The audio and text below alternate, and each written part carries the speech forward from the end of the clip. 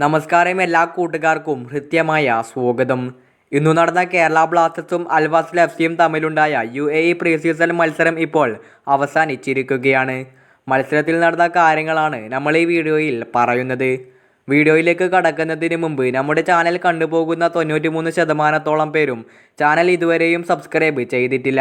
അതുകൊണ്ട് തന്നെ കൂടുതൽ KBFC ISL അപ്ഡേറ്റുകൾ അറിയാൻ വേണ്ടി ചാനൽ സബ്സ്ക്രൈബ് ചെയ്യുക. അപ്പോൾ നമുക്ക് നേരെ വീഡിയോയിലേക്ക് കടക്കാം.